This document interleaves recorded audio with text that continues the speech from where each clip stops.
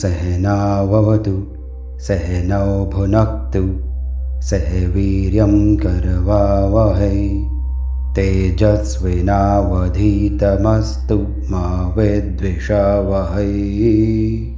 ॐ शान्ति शान्ति शान्तिः।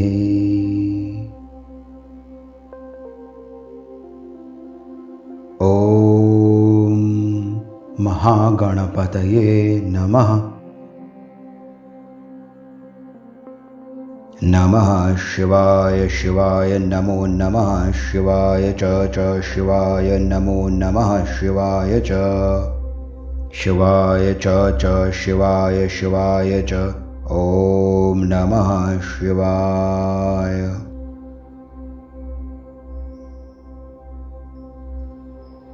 सर्वमङ्गलमाङ्गल्ये शिवे सर्वार्थसाधिके शरण्ये त्र्यम्बके गौरी नारायणी नमोऽस्तुते।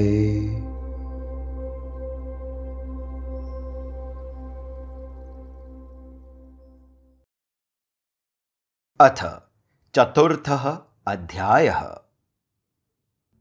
दैत्यों ने सदैव की तरह पुनः देवताओं पर आक्रमण किया। देवताओं ने संपूर्ण शक्ति के साथ युद्ध किया। इस बार देवी भगवती की कृपा से परिणाम रिजल्ट सदैव की तरह न होकर उसके विपरीत रहा। देवताओं की विजय हुई। इस हार के कारण दैत्यों को पाताल लोक लौटना पड़ा। परंतु देव, उनका मन तमोगुण से भरे हुए दैत्यों की ही भांति अभिमान के, प्राइड के काले बादलों से ढक गया। वे हर ओर इस ही बात की चर्चा करते कि हमारी विजय क्यों नहीं होती। हम तो हैं ही सर्वोत्तम, हम यशस्वी हैं, हम तो हर लोक के प्राणियों को जीवन देते हैं तथा उनके जीवन की रक्षा भी हम ही करते हैं। हम हैं तो यह सृष्टि चलायमान, ऑपरेशनल है।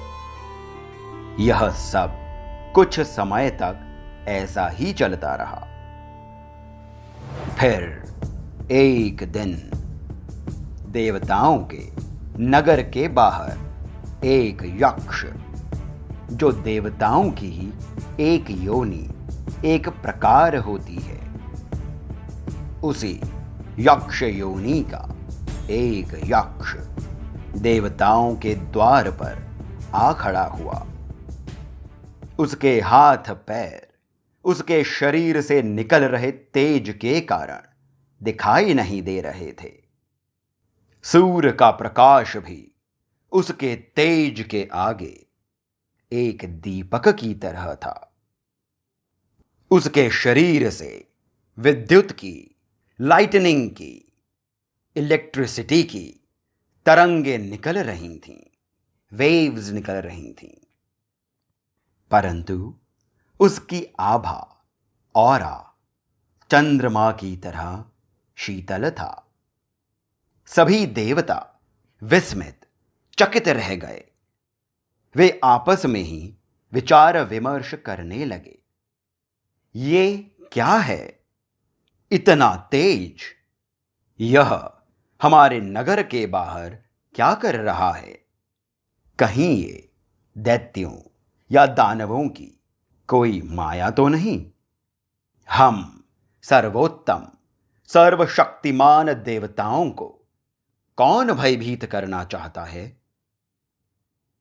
फिर यह निश्चय किया गया कि इसकी जानकारी लेनी होगी, तभी कुछ प्रतिक्रिया, रिएक्शन करना चाहिए। इंद्रदेव ने अग्निदेव को बुलाया और विनय पूर्वक कहा, हे देव, आप हम देवताओं की जीवा तथा वाणी हैं। आपका ही उत्तम मुख है। आप ही हमारे वक्ता हैं, स्पोक्स पर्सन हैं।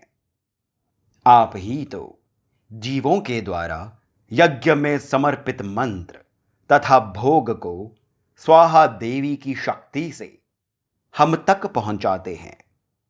कृपया आप ही जानकारी लें कि यह दिव्य यक्ष कौन है।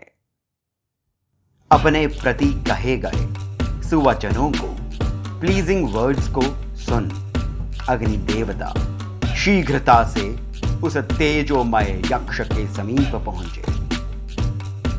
उन्हें वहां आया देख यक्ष ने ही उनसे प्रश्न किया, आप कौन हैं? परिचय दें। तब अग्निदेव ने मद से भरी अहंकार से युक्त वाणी में कहा, मैं अग्नि हूं। संपूर्ण विश्व को दग्ध यानी जला देने का सामर्थ्य, शक्ति मुझ में है। यह सुन उस सहस्त्रों सूर्यों के समान प्रकाशमय यक्ष ने एक तृण, एक तिनका अग्निदेव के समक्ष उनके सामने रख दिया। फिर कहा, यदि समस्त सृष्टि को भस्म करने की शक्ति आप में है तो हे देव, इस तिनके को जलाकर दिखाएं।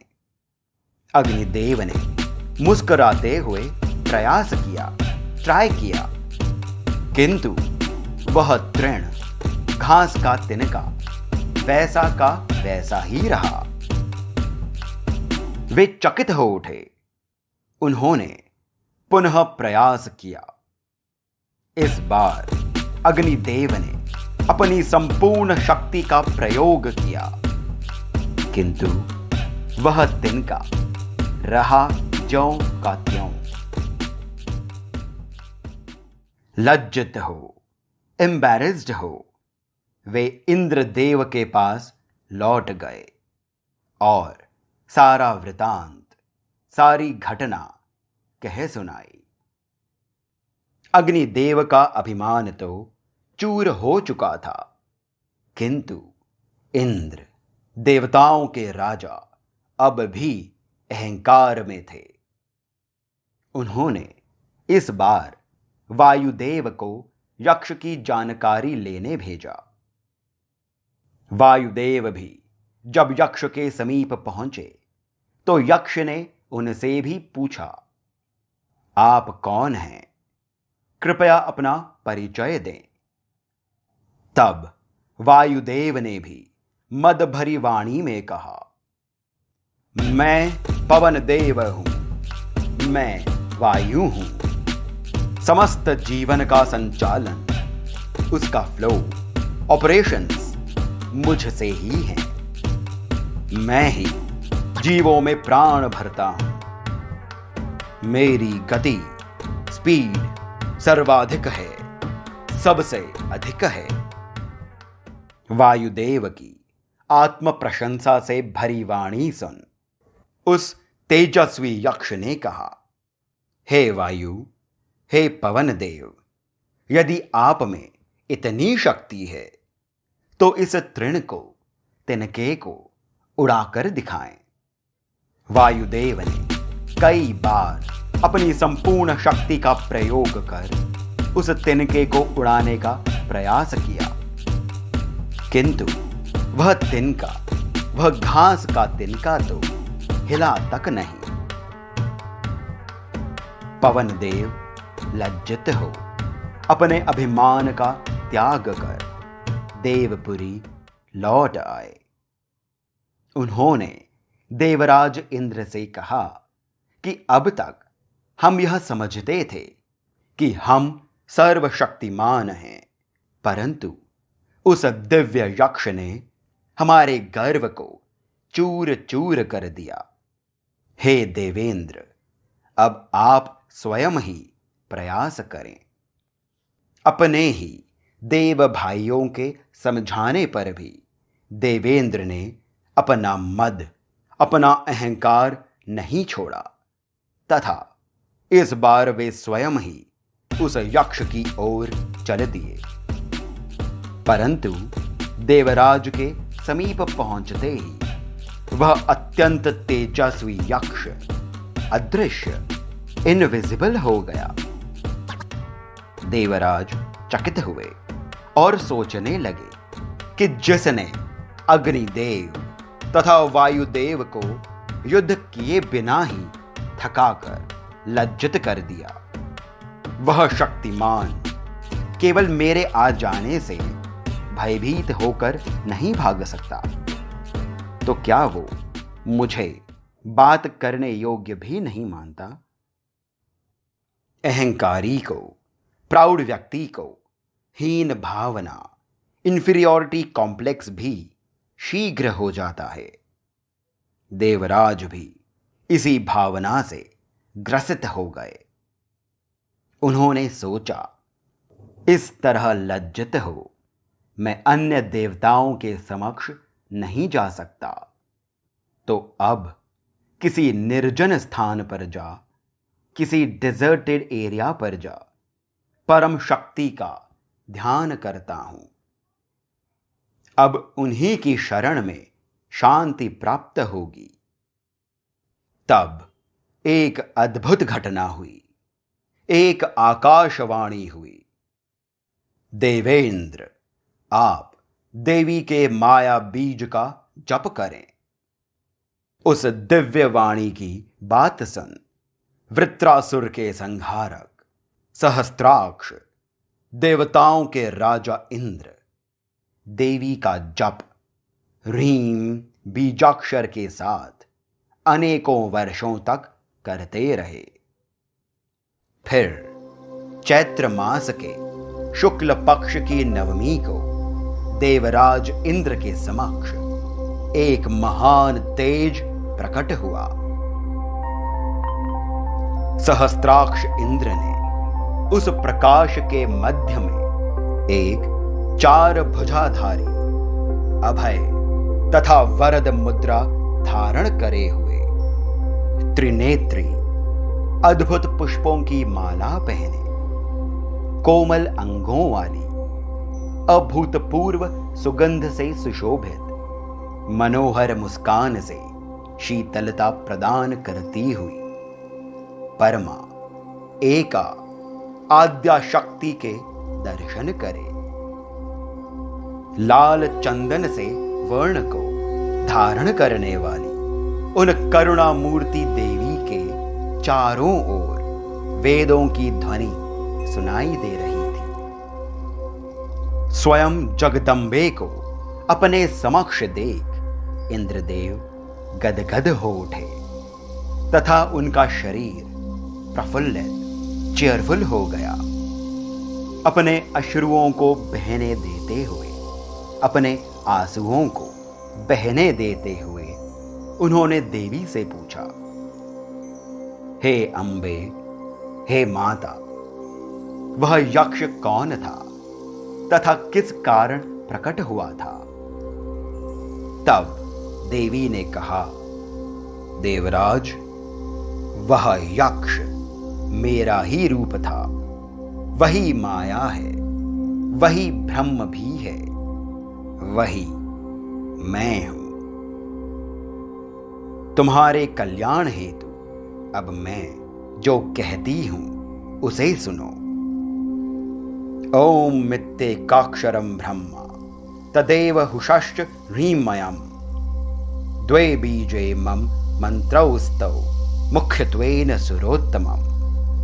ब्रह्म ही ओम रूप है, वही एका, वही परमा है तथा वही ह्रीम रूप भी है। हे सुरश्रेष्ठ, ह्रीम और ओम ये मेरे 2 मुख्य मंत्र हैं। ब्रह्मा को सृष्टि का सृजन, विष्णु को जगत का पालन तथा शिव को संहार की शक्ति मैं ही देती हूं। मुझसे ही इस सृष्टि की रचना हुई है तथा मुझ में ही यह सृष्टि समा जाएगी। आप जैसे दिव्य पुरुषों को अभिमान शोभा नहीं देता। जीव तो देवताओं का अनुसरण करते हैं, फॉलो करते हैं। अतएव आपको सदैव अपना आचरण, बिहेवियर का ध्यान रखना चाहिए। आपको यही ज्ञान देने हेतु मैंने ही यक्ष का रूप धारण किया। नवरात्रि की चौथी देवी वह शक्ति जिनसे ही इस सृष्टि का निर्माण हुआ है, वह कुष्मांडा, जिसमें कु का अर्थ है छोटा, षटकार के श का अर्थ है ऊर्जा, शक्ति तथा अंडा का अर्थ है ब्रह्मांड, सृजन का स्थान, क्रिएशन का स्थान। अर्थात वह जिसने इस ब्रह्मांड की रचना एक छोटे से अंडाकार बिंब में अपनी ऊर्जा समाहित करके करी, उन कुष्मांडा देवी को बारंबार नमस्कार।